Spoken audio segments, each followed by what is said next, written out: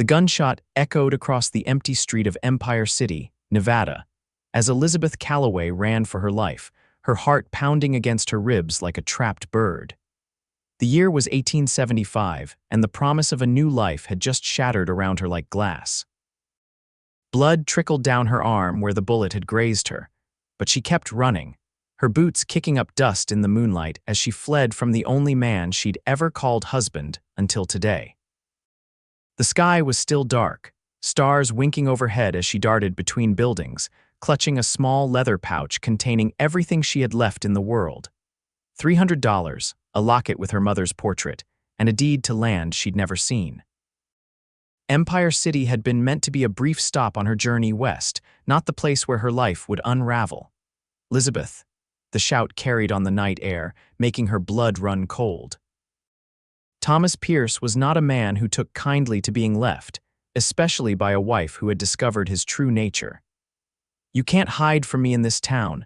She ducked behind the livery stable, pressing her back against the rough wooden wall, trying to catch her breath.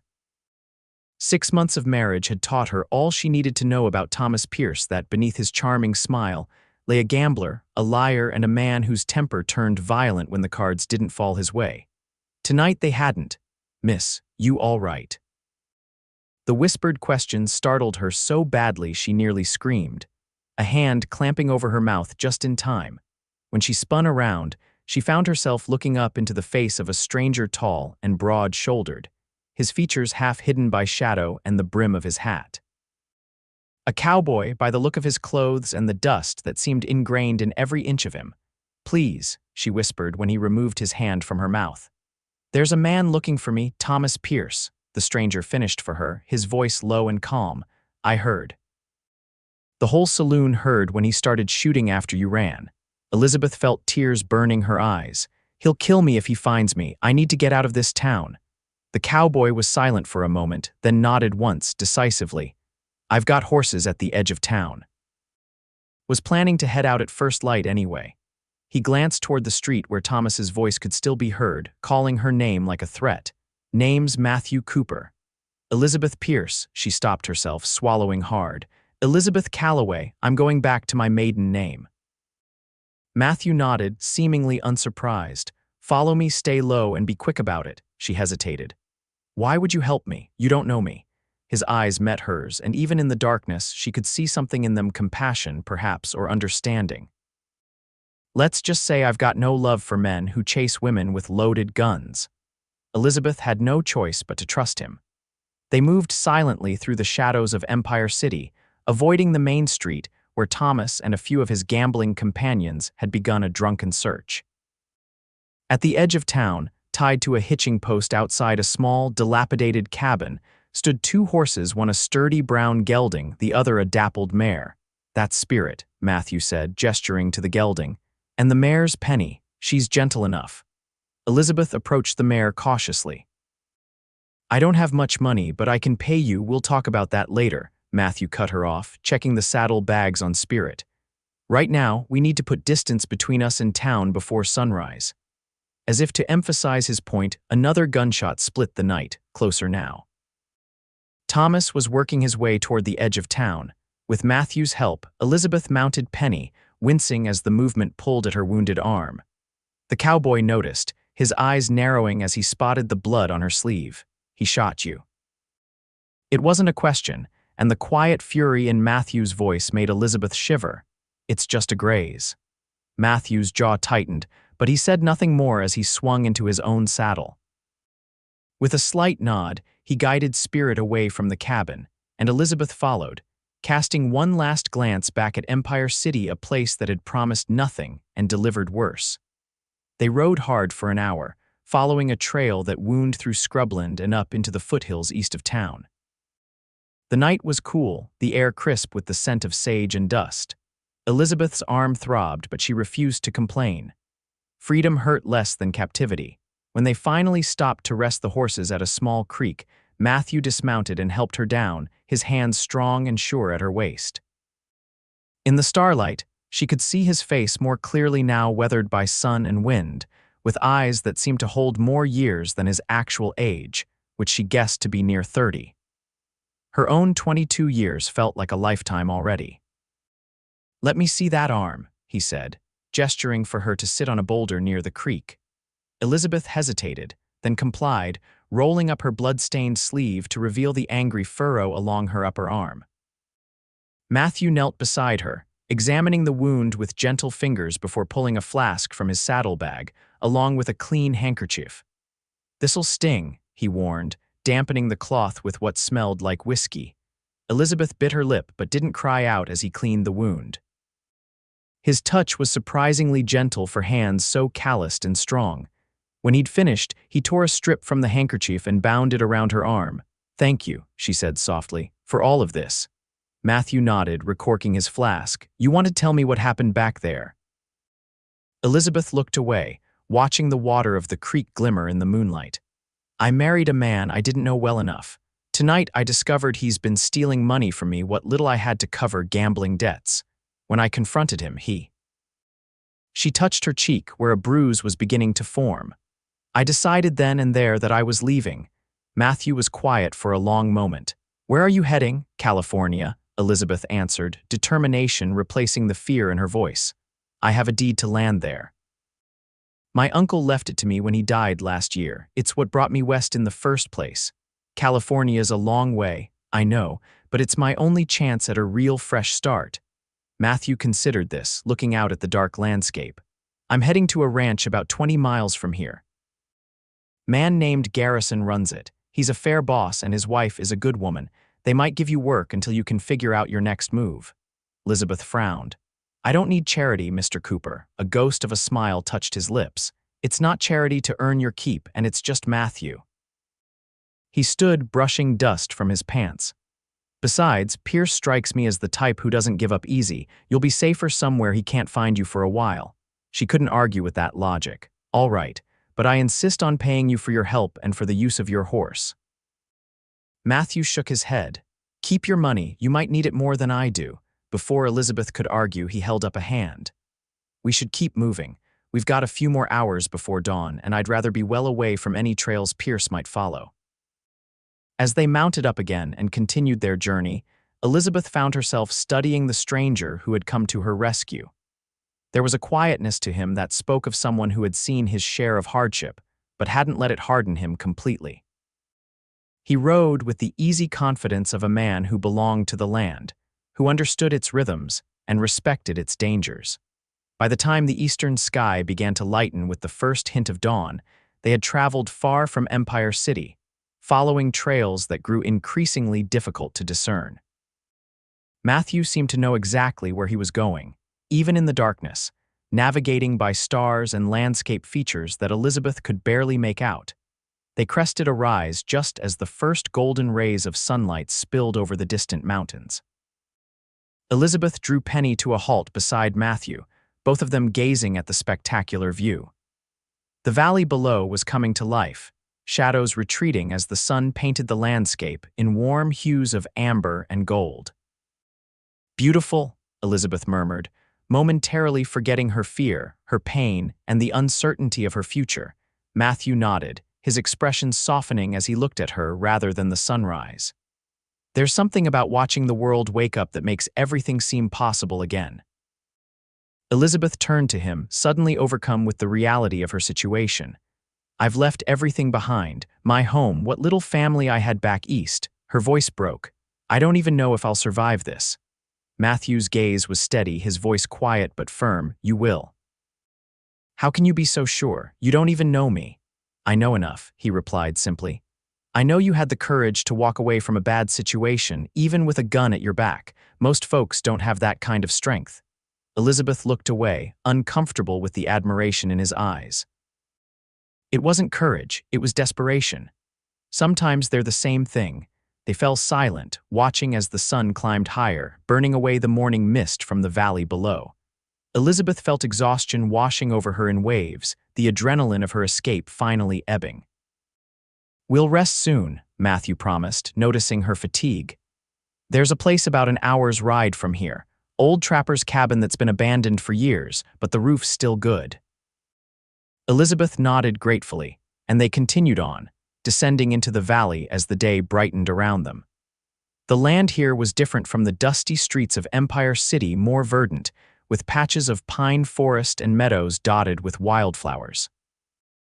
In another time, under different circumstances, Elizabeth might have found it enchanting. The trapper's cabin was little more than a single room with a stone fireplace, but it offered shelter and relative safety. Matthew insisted on Elizabeth taking the narrow cot while he spread his bedroll on the floor. Too tired to argue, she sank onto the thin mattress, her body aching from the long ride and the strain of the night's events. "Get some sleep," Matthew told her as he checked his rifle and placed it within easy reach. "I'll keep watch." "You need rest too," Elizabeth protested weakly, already feeling sleep pulling at her. The cowboy shook his head. "I've gone longer without sleep now. We'll move again at dusk." Elizabeth wanted to thank him again, to ask more questions about where they were headed and what would happen when they got there. But exhaustion claimed her before she could form the words. She drifted into a fitful sleep, haunted by dreams of Thomas's angry face and the sound of gunshots echoing in the night. When she woke, the cabin was bathed in the golden light of late afternoon. Matthew was gone, but a canteen of water and some jerky had been left beside the cot. Elizabeth sat up gingerly, wincing at the stiffness in her muscles and the throb of her injured arm. She unwrapped Matthew's makeshift bandage to examine the wound. It looked angry and red, but didn't seem to be infected. Using some of the water from the canteen, she cleaned it as best she could before rewrapping it. The cabin door opened, startling her, but it was only Matthew, carrying an armful of firewood. He nodded at her, seeming relieved to find her awake. "Thought you might sleep till nightfall," he said, setting the wood down near the fireplace. "What time is it?" "About 4, I reckon." He knelt to arrange the wood for a fire. "We'll stay here till morning. You need the rest, and the horses do too." Elizabeth frowned. "But what if Thomas Pierce has no way of knowing which direction we took?" Matthew interrupted, striking a match to light the kindling. "And even if he guesses right, he won't find this place. It's not on any map." Elizabeth wanted to believe him, but fear had become a constant companion. "How do you know about it then?" Matthew was quiet for a moment, focusing on the small flames beginning to lick at the wood. "I spent a winter here once, years back. Got caught in a blizzard while driving cattle north, lost most of the herd, but found this place just in time." There was something in his voice, a heaviness that suggested the memory held more pain than he was sharing. Elizabeth didn't press him. "Thank you," she said instead, "for everything you're doing." Matthew looked up at her, the firelight casting shadows across his face. "No need for thanks." "Yes, there is," Elizabeth insisted. "You're risking your own safety for a stranger. That deserves gratitude." A ghost of a smile touched his lips. "Maybe I just couldn't stand to see a lady in distress." "Is that why you were in Empire City, looking for damsels to rescue?" This earned a genuine chuckle, a warm, rusty sound that suggested it wasn't often used. "No, madam, was delivering a message to a man there, supposed to bring back a reply, but..." He shrugged. "Reckon my boss will understand when I explain." Elizabeth's heart sank. "I've caused trouble for you." "Nothing I can't handle." Matthew stood, dusting off his hands. "I shot a rabbit while you were sleeping, thought we could have something better than jerky for supper." The change of subject was deliberate, and Elizabeth allowed it, watching as Matthew moved with quiet efficiency around the small cabin. He skinned and prepared the rabbit outside, returning to cook it over the fire he'd built. The simple domesticity of the scene struck Elizabeth as strangely comforting, this shared meal in a forgotten cabin with a man who was still mostly a stranger. As they ate, sitting cross-legged near the fire, Elizabeth found herself studying Matthew more closely. There was a steadiness to him that she found reassuring, a quiet strength that asked for nothing in return. In the warm glow of the firelight, she could see the fine lines around his eyes, the slight furrow between his brows that suggested he frowned more often than he smiled. "How long have you been a cowboy?" she asked, breaking the comfortable silence that had settled between them. Matthew considered the question, chewing thoughtfully. "Since I was 16, I suppose. Worked on my pa's farm before that, but it never suited me. Wanted to see more of the world than just one patch of land." "And have you seen the world?" A smile flickered across his face. "Parts of it. drove cattle from Texas to Montana, worked ranches in 4 different territories, even spent a year in California. Elizabeth perked up at this. California, that's where I'm headed. Matthew's expression grew more serious. It's changed a lot since the gold rush days, still plenty of opportunity, but it's not the promised land folks make it out to be. I'm not looking for a promised land, Elizabeth replied, setting aside her empty plate. Just a place where I can build something that's mine, something no one can take away from me. Matthew studied her for a long moment, his eyes reflecting the dancing flames. Your land in California, you know where exactly, a place called Sonoma Valley. My uncle wrote that it was good for growing things. He had plans to plant a vineyard before he died. Recognition flickered in Matthew's eyes. I know it. Beautiful country. Your uncle chose well. Hope sparked in Elizabeth's chest. You think I could make it work, a woman alone? Matthew didn't immediately answer, and his hesitation told her more than words could have. It won't be easy, he finally said. Nothing worth doing out here is. But if anyone has the determination for it, I'd wager it's you, Elizabeth Calloway. The way he said her name, with a mixture of respect and something warmer, made her cheeks flush. She looked away, suddenly aware of how intimate their situation was, alone in this cabin, sharing a meal and conversation as if they'd known each other for years instead of hours. And what about you? She asked, steering the conversation away from herself. Where does Matthew Cooper call home? A shadow passed over his face. Haven't called anywhere home for a long while, just wherever I hang my hat. No family waiting for you somewhere. Matthew shook his head, poking at the fire with a stick. Parents are gone, had a brother but lost him in the war, no wife, no children. He said it matter-of-factly, without self-pity, but Elizabeth could hear the loneliness beneath the words. I'm sorry, she said softly. Matthew shrugged. It's the life I chose. He stood, gathering their plates. You should get more rest. We'll leave at first light. Elizabeth wanted to say more, to bridge the sudden distance that had opened between them, but she recognized the closure in his tone. Whatever glimpse she'd been given into Matthew Cooper's life had been momentary, a rare parting of curtains that were now firmly drawn again. She returned to the cot, listening as Matthew moved quietly around the cabin, securing the door and checking his rifle one last time before settling onto his bedroll. The fire crackled softly, casting dancing shadows on the walls as Elizabeth stared up at the rough-hewn ceiling. Matthew. She whispered into the dimness. Do you think he's looking for me? Thomas, I mean. There was a pause before Matthew answered. Probably. Men like that don't like to lose what they think belongs to them. Elizabeth felt a chill despite the warmth of the fire. What if he finds us? In the faint glow, she could see Matthew prop himself up on one elbow, his expression serious. He won't, but if he did, he'd have to go through me to get to you. The simple declaration held no bravado, just quiet certainty. Now get some sleep, Elizabeth. Tomorrow's another long day. She closed her eyes, trying to take comfort in his words. As she drifted toward sleep, Elizabeth realized that for the first time since she'd fled Empire City, the knot of fear in her chest had begun to loosen. Whether it was the distance they'd put between themselves and Thomas, or the reassuring presence of the cowboy keeping watch nearby, she couldn't say. But for the moment, it was enough. Morning came with pale light filtering through the cabin's single window. Elizabeth woke to find Matthew already up, packing their few belongings into saddlebags. Outside, the horses nickered softly, ready for another day's journey. There's coffee, Matthew said when he noticed her stirring. Not much, but it's hot. Elizabeth accepted the tin cup gratefully, wrapping her hands around its warmth.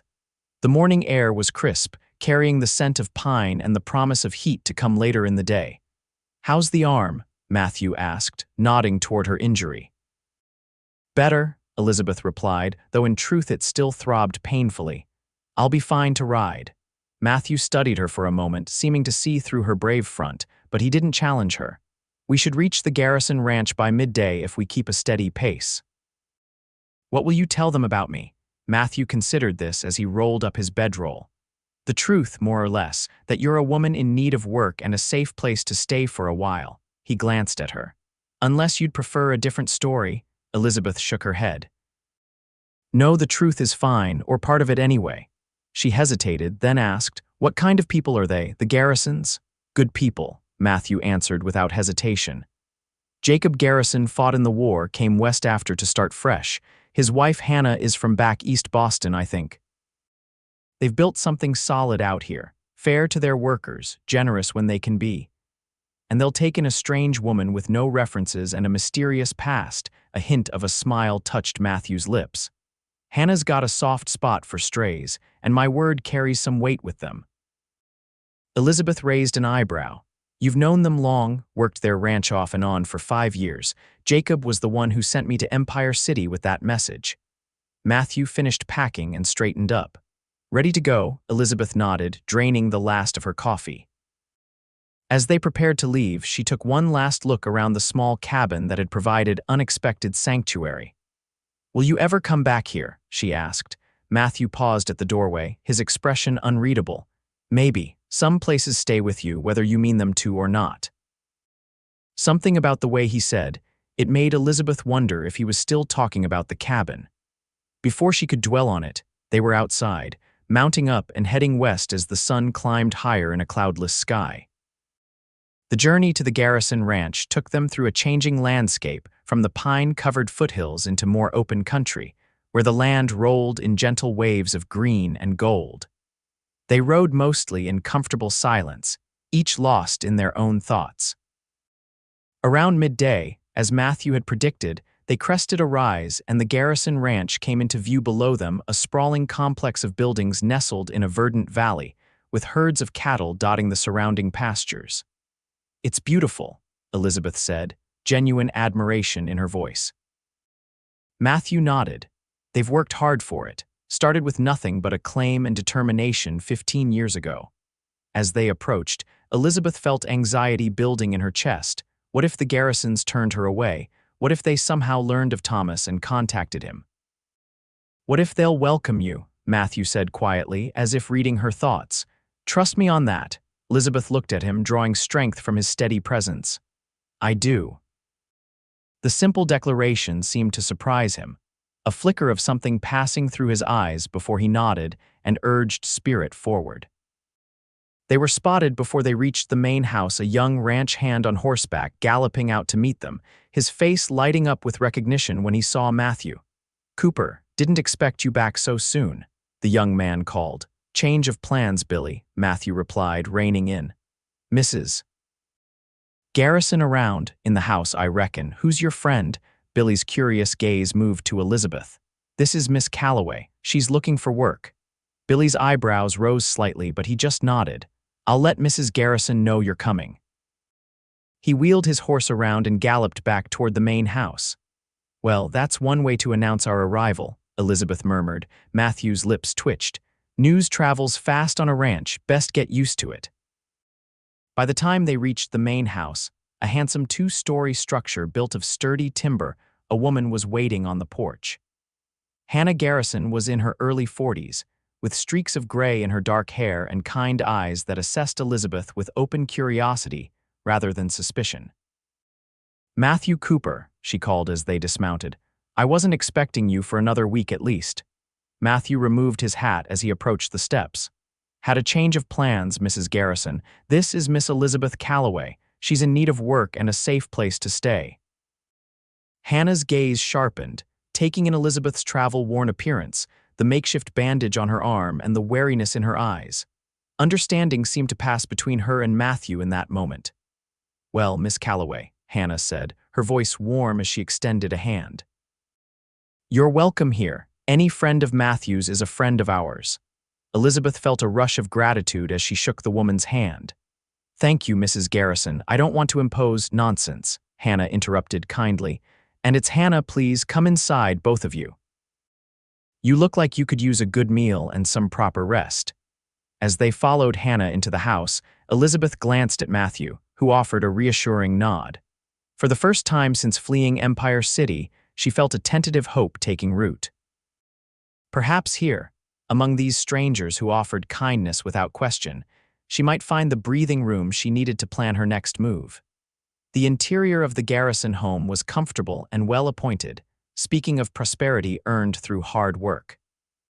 Hannah led them to a spacious kitchen where delicious smells wafted from a large cook stove. "Sit, both of you," she instructed, moving efficiently around the kitchen. "I've got stew that's been simmering since morning and fresh bread too." As Hannah served them generous portions, she explained that her husband was out with the herd and wouldn't be back until evening. "He'll be pleased to see you, Matthew. He was worried when John Mercer rode in yesterday saying you'd left Empire City in a hurry." Matthew paused, spoon halfway to his mouth. "Mercer was here," Hannah nodded. "Came with the reply you were meant to bring, said there was some commotion in town, something about a man's wife running off and shots being fired." Elizabeth went still, her appetite suddenly gone. Beside her, Matthew's posture had tensed slightly, though his expression remained neutral. "Did Mercer say anything else?" he asked carefully. Hannah's shrewd eyes moved between them. "Only that the husband Pierce, I believe the name was, had gathered some men to search for her." She looked directly at Elizabeth then. "I take it that has something to do with why you're here, Miss Calloway." Elizabeth met the older woman's gaze, summoning her courage. "Yes, Thomas Pierce is my husband, or was. I left him when I discovered he'd been stealing from me and lying about everything. When I confronted him, he became violent." Hannah's expression softened with understanding and something that might have been approval. "And you ran." "Yes, good for you," Hannah said firmly, surprising Elizabeth. "Too many women stay in bad situations because they think they have no choice." She glanced at Matthew. "And you helped her get away." Matthew shrugged, uncomfortable with the praise. Seemed like the right thing to do. Hannah studied him for a moment, a knowing look in her eyes before turning back to Elizabeth. "Well, you're safe here, dear.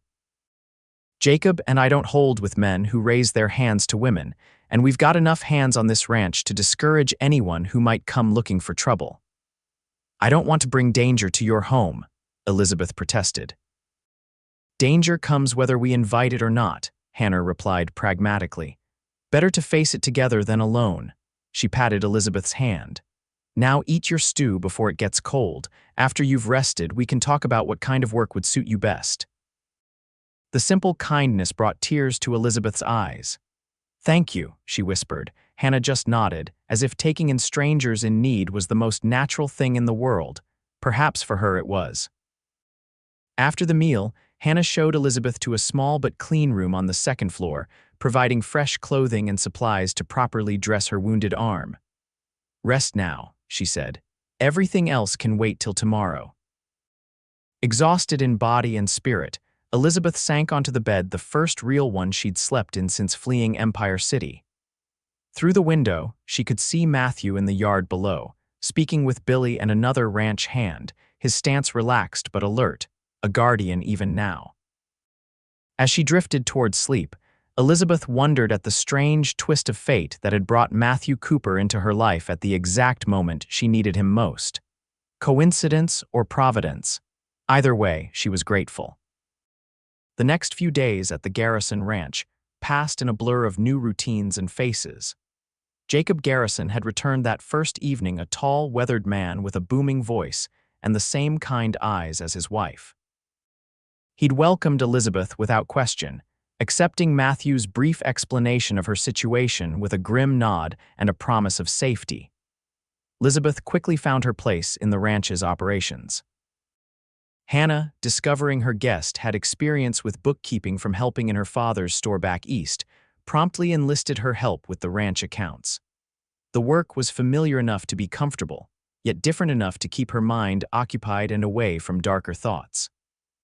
Matthew, meanwhile, had resumed his regular duties on the ranch, riding out at dawn with the other hands and returning at dusk, covered in dust and typically too tired for more than brief conversation over dinner. Still, Elizabeth found herself watching for his return each evening, taking comfort in his steady presence even from a distance. A week passed, then too. Elizabeth's arm healed, leaving only a faint scar as a reminder of her desperate flight. She wrote a letter to the land office in California, inquiring about her uncle's property, though she knew it might be weeks before she received a reply. It was on a warm afternoon in early June, nearly 3 weeks after their arrival at the ranch, that Elizabeth's fragile peace was shattered. She was sitting on the front porch, mending one of Hannah's dresses, when she spotted a cloud of dust on the distant road riders approaching, at least 4 or 5 of them. Hannah appeared in the doorway behind her, her expression concerned as she followed Elizabeth's gaze. "Jacob took most of the hands to the north pasture today," she said quietly. "It could be nothing," Elizabeth offered, but the knot in her stomach suggested otherwise. Hannah's lips thinned. "Perhaps, but let's not take chances." She disappeared back into the house, returning moments later with a shotgun. "Go find Matthew. He and a couple of the boys were mending fences down by the creek." Elizabeth hesitated.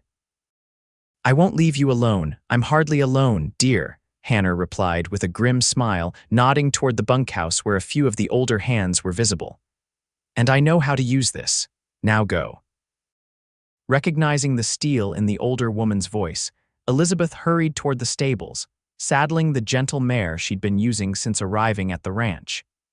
By the time she rode out, the distant riders were closer, though still too far to identify. She found Matthew and 2 other hands just where Hannah had said, working in the midday heat with their shirts off, repairing a section of fence damaged in a recent storm. Elizabeth tried not to notice the play of muscles across Matthew's sun-bronzed back as she called out to him, focusing instead on the urgency of her message. Matthew straightened immediately at the sight of her, reaching for his shirt. "What's wrong?" "Riders coming," Elizabeth explained breathlessly. "At least 4 or 5. Hannah sent me to find you." His expression darkened as he quickly buttoned his shirt. "Tom, ride to the north pasture. Tell Mr. Garrison we might have trouble. Pete, head back with us." The men didn't question his orders, immediately mounting up. Matthew swung onto his own horse, bringing Spirit alongside Elizabeth's mare. "Did you recognize any of them?" he asked as they rode back toward the main house. Elizabeth shook her head. They were too far away, but Matthew. She hesitated. "I have a feeling," he nodded grimly. "So do I." They arrived back at the ranch to find the situation had escalated. 5 riders had reached the front yard, and Elizabeth's heart froze when she recognized Thomas Pierce at their center, facing off against Hannah, who stood firmly on the porch, shotgun in hand. "There she is," Thomas shouted, spotting Elizabeth as she and Matthew rode up. "Elizabeth, stop this nonsense and come home." Matthew moved his horse protectively in front of hers. "You're not welcome here, Pierce." Thomas's eyes narrowed with recognition and hatred. You're the one who stole my wife."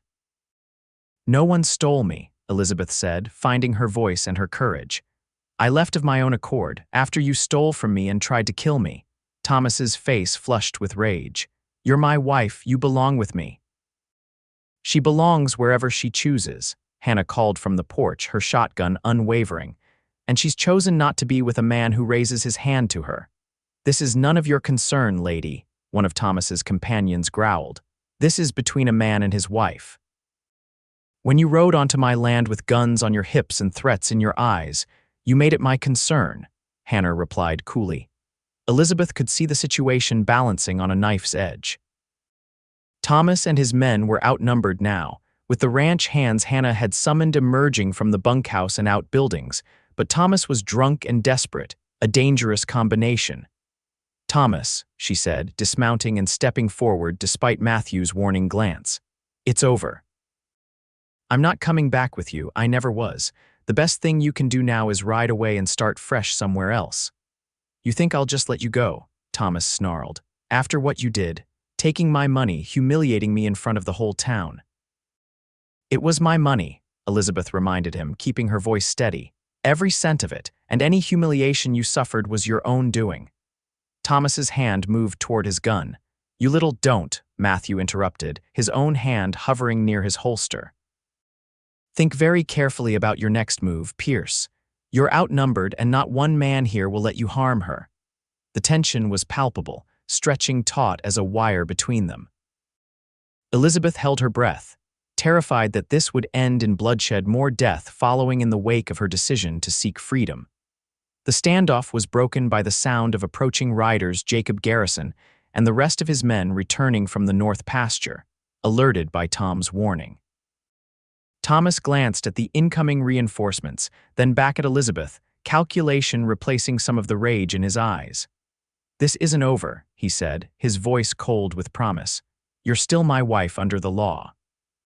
"Not for long," Elizabeth replied, silently vowing to seek a divorce as soon as possible, whatever it might cost her. Thomas spat on the ground, then jerked his head at his companions. "Let's go. We know where she is now." "Pierce," Matthew called as the men began to turn their horses. "If you come back here, it won't end well for you. That's not a threat, it's a promise."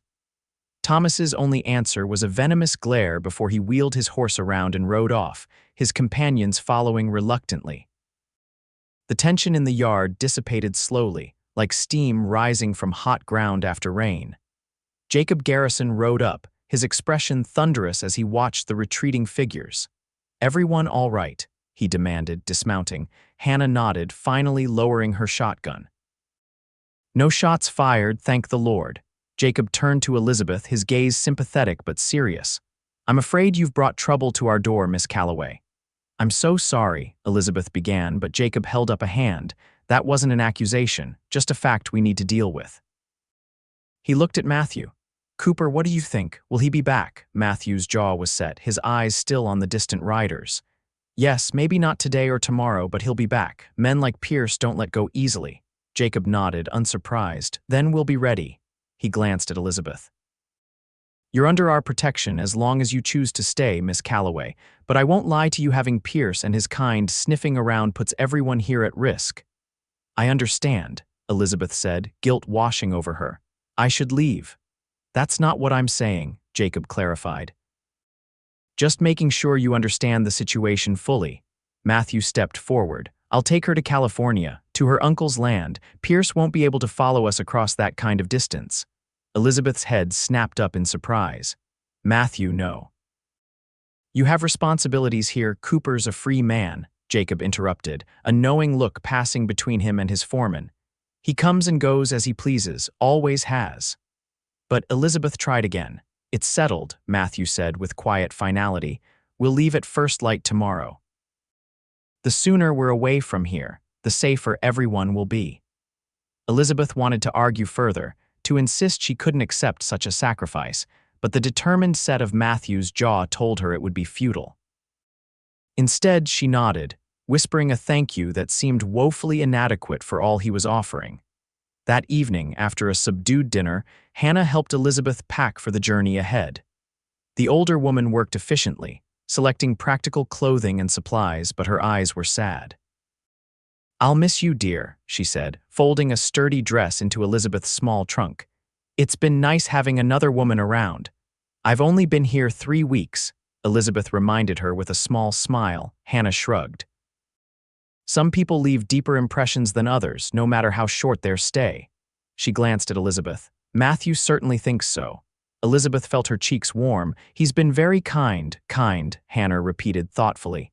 "Yes, Matthew Cooper is kind. But that's not all he is, especially when it comes to you." "What do you mean?" Hannah sat on the edge of the bed, regarding Elizabeth with a gentle but knowing expression. "I've known Matthew for 5 years. In all that time, I've never seen him look at anyone the way he looks at you when he thinks no one's watching." Elizabeth's heart fluttered traitorously. "He feels responsible for me, that's all." "Is it?" Hannah raised an eyebrow. "The man's willing to leave a good position and ride hundreds of miles through dangerous territory just to see you safely to California. That goes beyond responsibility, Elizabeth." "Even if that were true," Elizabeth said carefully, "I've only just escaped one marriage. I'm not looking to tie myself to another man, no matter how kind he is." Hannah nodded, respecting her position. "Fair enough. Just don't close your heart entirely, dear. Not all men are like Thomas Pierce. Some are worth the risk." Elizabeth had no answer for that, and Hannah didn't seem to expect one. They finished packing in companionable silence, both aware that by this time tomorrow, Elizabeth would be gone, heading west toward an uncertain future with a man who was still, in many ways, a mystery to her. Later that night, unable to sleep, Elizabeth slipped outside. The ranch was quiet under a blanket of stars, the only sounds the occasional nicker of horses from the stable and the distant howl of a coyote. She made her way to a small bench near Hannah's garden, wrapping her shawl tighter against the night's chill. Couldn't sleep. Matthew's voice came softly from the shadows, startling her. He emerged from the darkness near the bunkhouse, a familiar silhouette now after weeks of seeing him around the ranch. Elizabeth made room for him on the bench, noticing he'd brought a blanket. "Here," he said, draping it over her shoulders. "Night gets cold out here, even in June. Thank you." She pulled the blanket around herself gratefully. "What about you? Why are you still awake?" Matthew shrugged, settling beside her at a respectful distance. "Always sleep light before a journey, old habit." They sat in comfortable silence for a while, looking up at the vast canopy of stars. Elizabeth found herself wondering if they'd be sitting like this many nights on the trail ahead, sharing silence and starlight. "You don't have to do this, you know," she said finally. "Take me all the way to California." "I know." "Then why?" Matthew was quiet for so long Elizabeth thought he might not answer. When he finally spoke, his voice was low and thoughtful. "When I was younger, I had a sister, Mary. She was just 17 when she married a man named Dawson." His jaw tightened. "Seemed decent at first. But once they were married, he changed. Started drinking more, gambling, taking his losses out on her." Elizabeth's heart clenched, sensing where this story was heading. "I was driving cattle in Kansas when it happened," Matthew continued, his eyes fixed on some point in the distance. "By the time I got back, she was gone, beaten so badly she didn't survive the night." "Oh, Matthew," Elizabeth whispered, instinctively reaching for his hand. "I'm so sorry." He allowed the contact, his large, calloused hand warm against hers. "Dawson was already gone by the time I returned. Never found him, though I looked for years." He finally turned to look at her, his eyes reflecting starlight and old pain. "So when I saw you running from Pierce that night with that same fear in your eyes that I imagined Mary had, I couldn't look away, couldn't ride away." The simple honesty of his confession moved Elizabeth deeply. "And now, why California?" A ghost of a smile touched his lips. "Maybe I'm not ready to look away just yet." The words hung between them, laden with meaning neither was quite ready to acknowledge fully. Elizabeth's heart raced, aware of how close they were sitting, how warm his hand felt in hers, how easy it would be to lean just a little closer. "We should get some rest," Matthew said softly, breaking the moment. "Long day ahead tomorrow." Elizabeth nodded, reluctantly withdrawing her hand. "You're right." They walked back to the house together, stopping at the porch steps where their paths would diverge. Elizabeth to the guest room upstairs, Matthew to the bunkhouse. "Good night, Elizabeth," he said, his voice low in the darkness. "Good night, Matthew." She hesitated, then added, "Thank you for telling me about Mary." He nodded once, a gesture of acknowledgement rather than dismissal, before turning toward the bunkhouse. Elizabeth watched him go, Hannah's words echoing in her mind, "Some men are worth the risk." As she climbed the stairs to her room, Elizabeth wondered if the journey ahead might lead her not just to California, but to someone she hadn't been looking for at all. Dawn broke clear and cool over the Garrison Ranch as Elizabeth and Matthew prepared to depart. Hannah had risen early to prepare a hearty breakfast and pack provisions for their journey.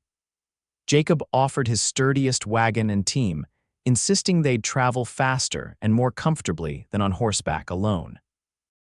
"The wagon's yours to keep when you reach California," he told Elizabeth as they loaded the last of her belongings.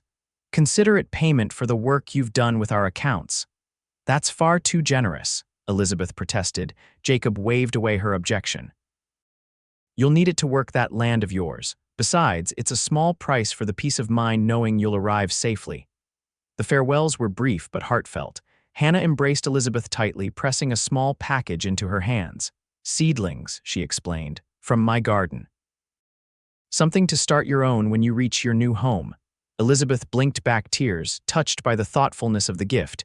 "I don't know how to thank you both of you for everything." "Live well," Hannah replied simply. "That's thanks enough."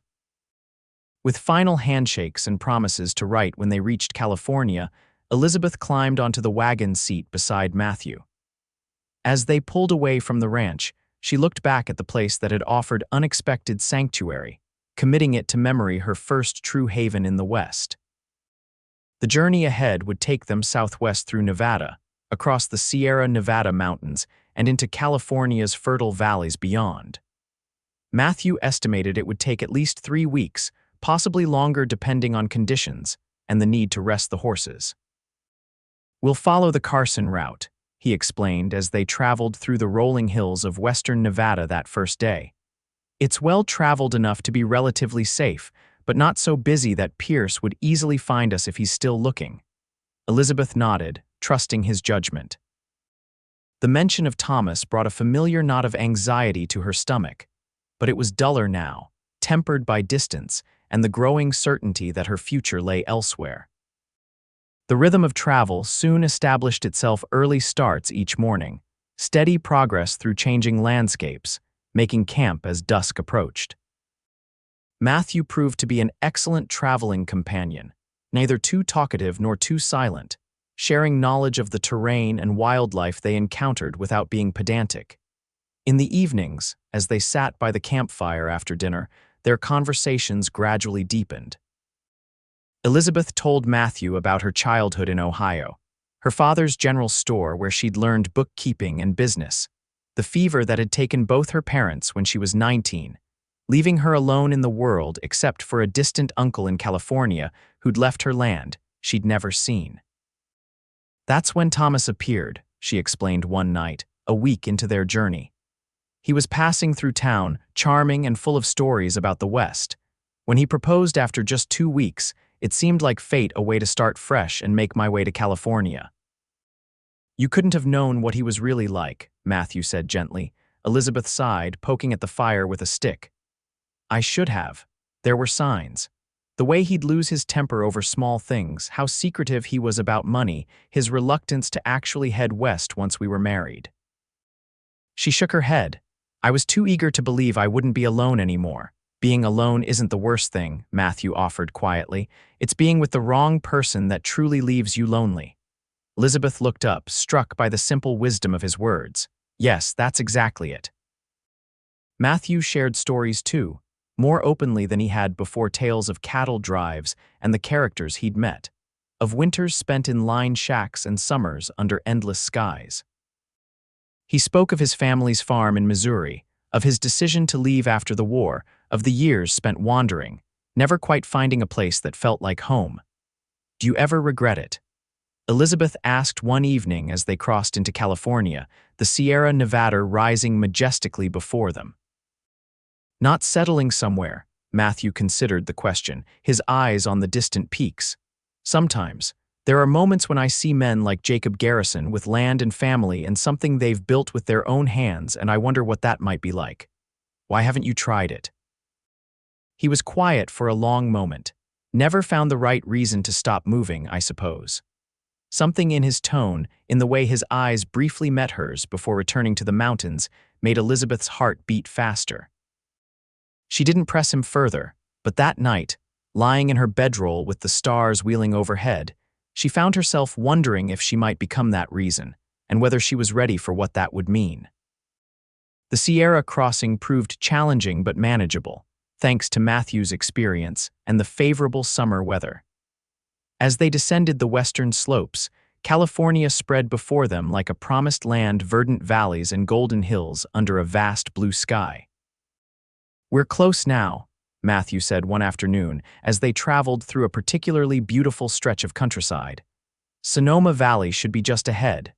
Elizabeth's excitement mingled with a strange apprehension. For so long, this land had been an abstract dream, a destination that represented freedom and possibility. Now that it was nearly within reach, she found herself uncertain, not about the land itself, but about what would happen when they reached it. What would Matthew do once he'd delivered her safely? Would he continue his wandering life, or— She didn't complete the thought, afraid to examine her own hopes too closely. They reached the valley the following day, the land growing increasingly lush as they followed the directions in Elizabeth's uncle's deed.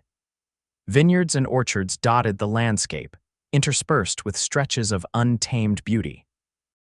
"There," Matthew said finally, pointing to a rise ahead where a small, weathered cabin stood surrounded by uncultivated fields. "That must be it." Elizabeth's breath caught as she took in what was now her land, approximately 50 acres of gently sloping terrain, with a creek visible in the distance and mountains framing the horizon. It was beautiful, wild but with clear potential, just as her uncle had described. The cabin itself was humble but sturdy, built of local timber with a stone chimney. Inside, they found it dusty but sound, with basic furniture covered in sheets and a pot-bellied stove that would provide heat in winter. "It's perfect," Elizabeth whispered, running her hand along a windowsill where sunlight streamed in, illuminating dancing dust motes. Matthew watched her from the doorway, his expression unreadable. "It'll need work.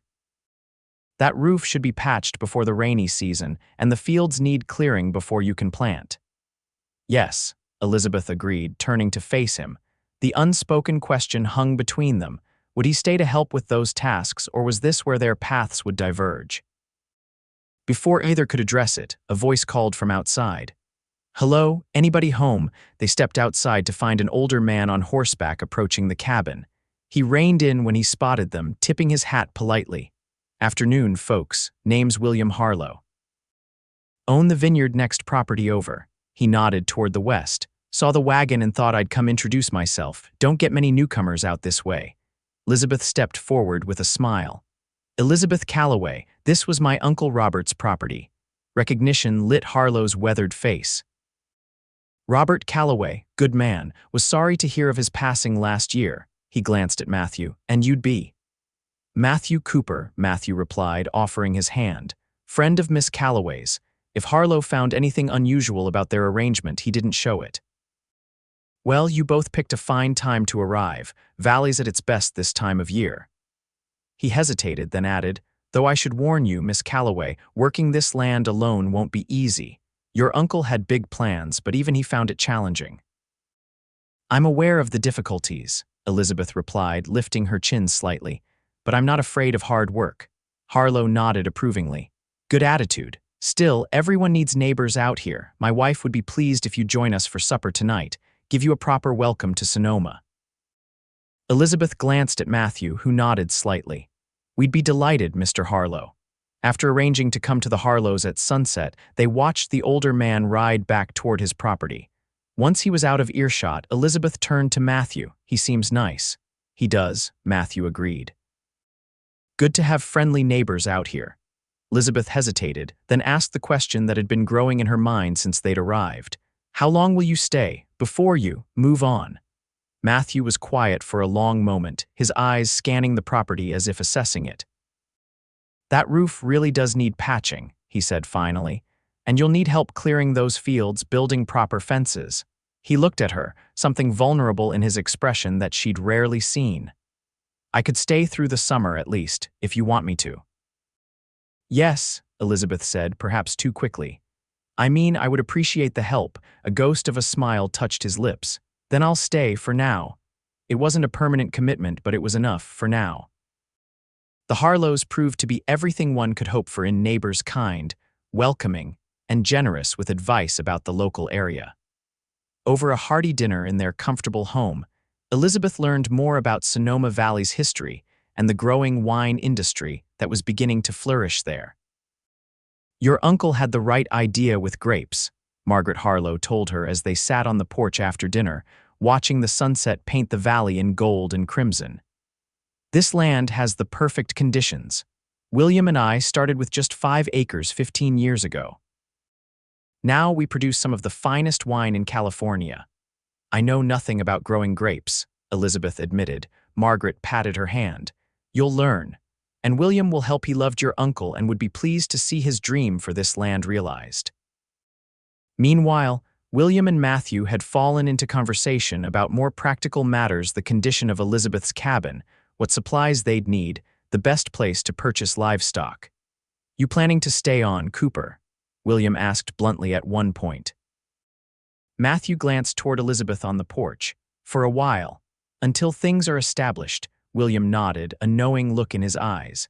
"Valley has a way of growing on folks, especially when they have good reason to put down roots." The following weeks fell into a rhythm of hard work and quiet companionship as Elizabeth and Matthew began the task of transforming the neglected property.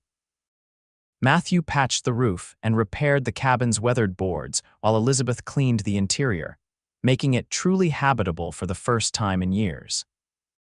They traveled to the nearest town for supplies, returning with seeds, tools, and a few luxuries to make the cabin more comfortable: curtains for the windows, proper dishes, and books to read in the evening.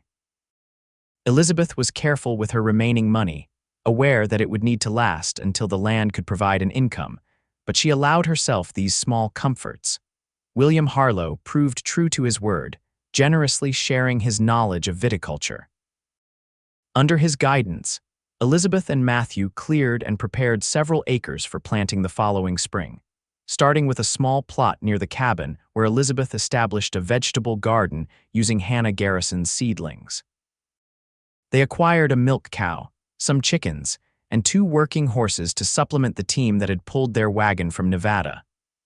Slowly, the property began to take shape as a working farm. Through it all, Elizabeth was conscious of the temporary nature of their arrangement. Matthew had promised the summer, but as August gave way to September, neither had mentioned what would happen when the agreed-upon time came to an end. Their relationship had evolved too, settling into a comfortable partnership during the day and increasingly intimate conversations in the evenings. They learned each other's habits and preferences, developed private jokes, and found a natural rhythm to their shared life that felt more like a marriage than Elizabeth's actual marriage ever had. Yet neither took the step that would transform their friendship into something more. Elizabeth, still legally tied to Thomas and wary of rushing into another commitment, held back. Matthew, respectful of her situation and perhaps afraid of rejection, did the same. It was William Harlow who finally broke the stalemate during one of his regular visits to check on their progress. He found Matthew alone, building a fence around the newly cleared fields. "You're doing fine work here, Cooper," the older man observed, leaning against a post. "Property's looking better than it ever did under Robert's ownership, God rest him."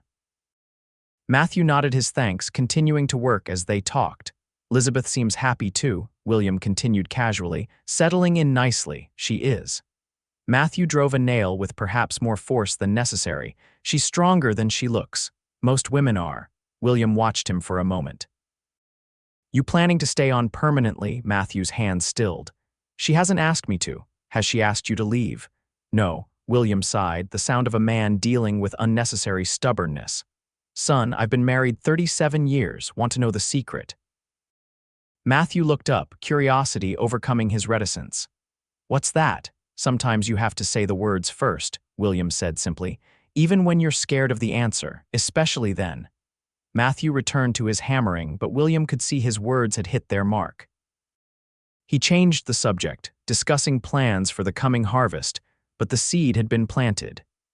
That evening, after a simple dinner, Elizabeth and Matthew sat on the cabin's small porch, watching night fall over their valley. The air was warm, fragrant with the scent of late summer flowers and the herbs Elizabeth had planted near the door. "William says we should expect the first rains in about a month," Elizabeth remarked, breaking a comfortable silence. "We'll need to finish the barn before then." "We will," Matthew assured her. Then, after a pause, "Elizabeth," something in his tone made her turn to look at him, her heart suddenly racing. "Yes." Matthew seemed to struggle with his words, uncharacteristically hesitant. "I've been thinking about what happens when summer ends." Elizabeth's throat tightened. "You mean when you leave? Is that what you want, for me to leave?" He was looking at her intently now, his eyes searching her face in the fading light. "No," she whispered, finding courage in the gathering darkness. "It's not what I want at all." Matthew moved closer, taking her hand in his. "I've never stayed in one place this long since the war, never wanted to, but now." He looked out at the land they'd worked together, then back at her. "Now I can't imagine being anywhere else or with anyone else." Elizabeth felt tears gathering in her eyes. "Matthew, I'm still married, at least on paper." "I know, and I'll wait as long as it takes for that to change. I just need to know if you want me to." The question hung between them, filled with all the unspoken feelings that had grown over their months together. Elizabeth thought of Hannah Garrison's words, "Some men are worth the risk." "Yes," she said softly, squeezing his hand. "I want you to wait, I want you to stay." The smile that transformed Matthew's face was like sunrise breaking over the mountains. He lifted her hand to his lips, pressing a gentle kiss to her knuckles. "Then I will." It wasn't a declaration of love, not in words, but it was a promise, a commitment to a future together once the obstacles between them could be removed. For now, it was enough. The following day, Elizabeth sat down to write two important letters. The first was to a lawyer in Sacramento, inquiring about divorce proceedings in California and whether her abandonment by Thomas would be sufficient grounds. The second was to Hannah Garrison, sharing news of their safe arrival and successful settlement, with a carefully worded explanation of Matthew's decision to remain in Sonoma.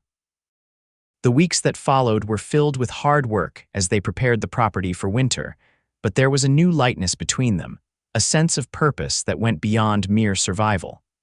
They were building something together, not just a farm, but a life. News came from the lawyer in early October. California's divorce laws were more progressive than those in Nevada. Given the circumstances of abandonment and cruelty, Elizabeth had grounds to petition for divorce. The process would take time, but it was possible. "It's really happening," she told Matthew that evening, the letter clutched in her hand. "In 6 months, I could be free." The look he gave her was filled with such tenderness it made her breath catch. "You're already free," he said softly. "The law just needs to catch up." As autumn deepened, bringing cooler temperatures and the promised rains, their life settled into a new pattern. The barn was completed just in time, providing shelter for their growing collection of animals. The cabin, once bare and utilitarian, had become a true home, with Elizabeth's touches evident in every corner: curtains at the windows, wildflowers in jars, and books stacked beside the comfortable chairs they'd placed near the fireplace. They were careful to maintain propriety, mindful of their unusual situation and the scrutiny of neighbors. Matthew had built a small addition to the cabin to serve as his separate sleeping quarters, though they spent most waking hours together. When the divorce papers finally arrived for Elizabeth's signature in January of 1876, it felt like the closing of one chapter and the opening of another. The document stated clearly that Thomas Pierce had abandoned his wife and made no claim on her property or future earnings. "He must have found another opportunity," Elizabeth said as she signed her name, officially beginning the process that would end her marriage. "Or perhaps another woman with money to steal." Matthew watched her from across the table, understanding in his eyes. "Either way, he's out of your life for good." She looked up at him, a weight lifting from her shoulders. "Our life," she corrected softly. The smile he gave her could have melted winter snow. Spring brought new beginnings in more ways than one. The divorce was finalized in March, the official notice arriving on a day when the first buds were appearing on the trees and green shoots were emerging in the newly planted vineyards. That evening, Matthew took Elizabeth's hand and led her to the highest point on their property, where they could see the entire valley spread before them, awakening with new life after winter's dormancy. "I've been waiting to do this right," he said, turning to face her. The setting sun cast him in golden light, highlighting the nervous anticipation in his eyes. "Now that you're truly free to choose." Elizabeth's heart raced as Matthew took both her hands in his voice steady despite the emotion evident in his face. "I never thought I'd find a place that felt like home again, or someone I couldn't bear to leave behind," he said. "But that's what you've become, Elizabeth. You and this land we've worked together." He took a deep breath. "I love you. I think I have since that first night in Empire City, when you had the courage to run toward an uncertain future rather than stay in a situation that was killing your spirit." Tears blurred Elizabeth's vision as Matthew continued, his hands warm and strong around hers. "I don't have much to offer except my hands, my heart, and a promise to build this dream beside you for as long as we both live." He released one of her hands to reach into his pocket, withdrawing a simple gold band. "Elizabeth Calloway, will you marry me?" "Yes," she whispered, her voice catching on the word. "Yes, Matthew Cooper, I will." As he slipped the ring onto her finger, a perfect fit, Elizabeth marveled at how far she had come from that desperate night in Empire City. From a woman fleeing in terror to one choosing love from a position of strength and freedom. They were married 2 weeks later in a simple ceremony at the Harlows' home, with William performing the honors as a local justice of the peace and Margaret standing as witness. Hannah and Jacob Garrison sent a silver tea service as a wedding gift, along with a letter expressing their joy and an invitation to visit whenever possible. That night, as they stood together on the porch of what was now truly their home, Elizabeth was reminded of another night nearly a year earlier when she had believed her life was over. "What are you thinking?" Matthew asked, his arms wrapped around her from behind as they gazed up at the star-filled sky. "I was remembering something I said to you the night we met," she replied, leaning back against his chest, "when you found me hiding behind that livery stable." "What's that?" "I told you it was too late for me to escape, too late to start over." She turned in his arms to face him, "And you said it wasn't too late, that the sunrise hadn't missed us yet." Matthew smiled, recognition warming his eyes. "I remember." "You were right," Elizabeth whispered, reaching up to touch his face. "It wasn't too late. It was just the beginning." His response was to lower his lips to hers, a kiss that spoke of promises kept and a future stretching before them as vast and full of possibility as the land they now called home. Epilogue: 5 years later, the vineyards of Cooper Farm stretched across the gentle slopes of Sonoma Valley, rows of flourishing grapevines catching the late afternoon sunlight. Where once there had been only untamed fields, now there were orderly rows of Zinfandel and Cabernet, a thriving orchard and pastures where cattle and horses grazed contentedly. The cabin had been expanded into a proper farmhouse, with a wide porch wrapped around 3 sides and windows that caught the morning light. Behind it stood a large barn, outbuildings, and a small winery where the first vintage of Cooper wine had been bottled the previous fall, a testament to 5 years of hard work and learning. Elizabeth Cooper stood on the porch, watching her husband return from the fields with their 4-year-old son James perched proudly on the saddle in front of him. The boy's laughter carried across the yard, bringing a smile to Elizabeth's face as she cradled her infant daughter Mary against her shoulder. "Papa's home," James called out as Matthew lifted him down from the horse. "I see that," Elizabeth replied, meeting her husband's gaze over their son's head. 5 years of marriage had only deepened the connection between them, weathering the challenges of building a successful farm and raising a family in this sometimes harsh land. Matthew climbed the porch steps, pausing to drop a kiss on his daughter's downy head before giving Elizabeth a proper greeting. "How are my girls today?" he asked, his arm slipping naturally around her waist. "We're just fine," Elizabeth assured him. "Mary finally took a decent nap, and I managed to finish the accounts while she slept." "And how do they look?" Matthew asked, referring to the accounts with the seriousness of a man who had learned the business side of farming alongside his wife. Elizabeth smiled. "Very promising. If this year's harvest is as good as last year's, we'll be able to make that expansion we've been discussing." Matthew nodded, satisfaction evident in his expression. They had worked hard for this success, learning from neighbors like the Harlows, experimenting, failing sometimes, but always persevering together.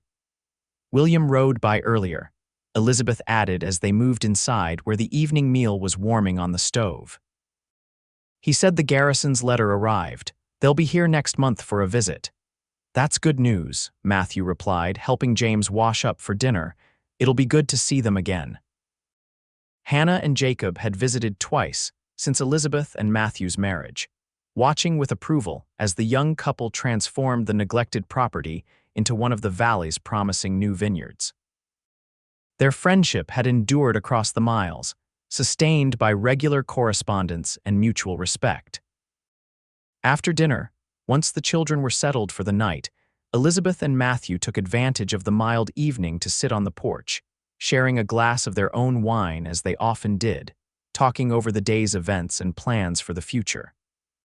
"I ran into Ben Miller in town today," Matthew mentioned, referring to the sheriff of the nearby settlement. "He had some interesting news." "Oh," Elizabeth looked up from her embroidery, curious. "Thomas Pierce was killed in a saloon fight in Arizona Territory last month. Apparently he cheated the wrong man at cards." Elizabeth was quiet for a moment, absorbing this unexpected information. I'm not sure what I'm supposed to feel about that, she admitted finally. Matthew shrugged. Nothing at all if you don't want to. He's been out of your life for years now. Our life, she corrected automatically, reaching for his hand. It was a small ritual between them, this correction a reminder that everything they'd built together. They sat in comfortable silence as twilight deepened around them, the first stars appearing in the vast sky above. Elizabeth found herself reflecting on the journey that had brought them here, from that desperate flight from Empire City to this moment of peace and prosperity. Do you ever regret it? She asked suddenly. Staying here with me instead of continuing your wandering life. Matthew looked at her with surprise. Never, not for a single moment. He squeezed her hand gently. Why do you ask? Elizabeth shook her head, smiling at her own foolishness. No reason. Just thinking about how differently things might have turned out if you hadn't been in Empire City that night. If you hadn't helped a desperate woman you didn't even know. Some things are meant to be, Matthew said simply, echoing a belief that had grown stronger with each passing year of their life together. I think I was always meant to find you, Elizabeth. And you were always meant to find this place, to make it bloom. As if to emphasize his words, he gestured toward their vineyards, now silvered in the rising moonlight, row upon row of vines that represented not just their livelihood, but their shared vision, their partnership. I love you, Matthew Cooper, Elizabeth said softly, the words as fresh and true as the first time she'd spoken them. He smiled, the expression crinkling the corners of his eyes in the way she'd always found endearing. And I love you, Elizabeth Cooper, until the last sunrise misses us. Together they watched as night fully claimed the valley, secure in the knowledge that whatever challenges tomorrow might bring, they would face them side by side, just as they had every day since that fateful night in Empire City when a desperate woman had found the courage to run and a lonely cowboy had found the courage to stay.